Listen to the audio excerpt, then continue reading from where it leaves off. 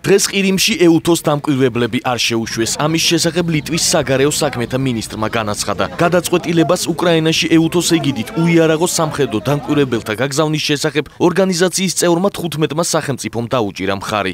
ყირიმის დედაქალაქში კი უკრაინულ სამხედრო ობიექტებთან პრორუსი აქტივისტები პიკეტებს განაგრძობენ. დღეს სიმფეროპოლში ისინი მშვიდობის მხარდასაჭერად გამოსულ ქალთა აქციის მონაწილეებს გაუსწორდნენ.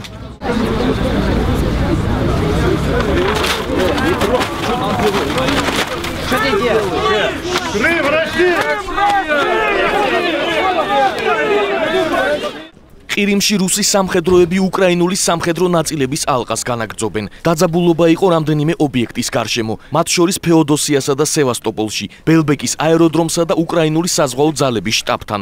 ამავე დროს რუსმა სამხედროებმა მათ მიერ დაკავებული ქერჩის საბორნე გადასასვლელი დატოვეს.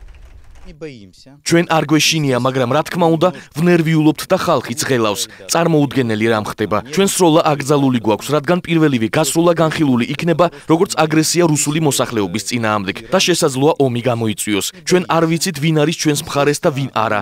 ჩვენს კარებთან არის ხალხი, ვინც გუშინ გვიღიმოდა და დღეს ჩვენს აქედან გაგდებას ცდილობს. აქაური რუსები, ვისაც ვიცნობთ, სიტუაციის მძევლები არიან. მათ ბრძანებებს ზევიდან აძლევენ.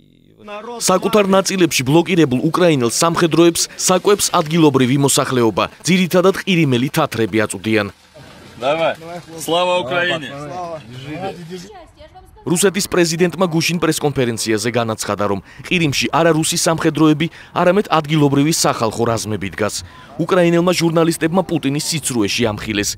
ისინი რუს ოფიცერს გაესაუბრნენ, რომელმაც დაადასტურა, რომ რუსეთის შეიარაღებულ ძალებს წარმოადგენს.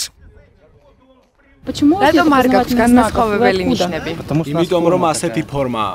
თქვენ უკრაინელი თუ რუსი სამხედრო ხართ? რუსეთის სამხედრო მოსამსახურე ვარ, დიახ. უკრაინის გენერალური შტაბის განცხადებით, ყირიმში ორ ქვეყანას შორის გაფორმებული ხელშეკრულება ირღვევა. სუვერენული სახელმწიფოს ტერიტორიაზე შავი ზღვის ფლოტის ძალების გარდა ამჟამად რუსეთის სხვადასხვა ადგილებიდან ჩაყვანილი ნაწილებია დისლოცირებული. მათ შორის ჩეჩნური ბატალიონი ვოსტოკი, რომელიც 2008 წელს საქართველოს წინააღმდეგ იბრძოდა. რუსეთის თავდაცვის მინისტრმა შოიგუმ კი დღეს ცნობებს ყირიმში რუსი სამხედროების ყოფნის შესახებ კვლავ პროვოკაცია უწოდა.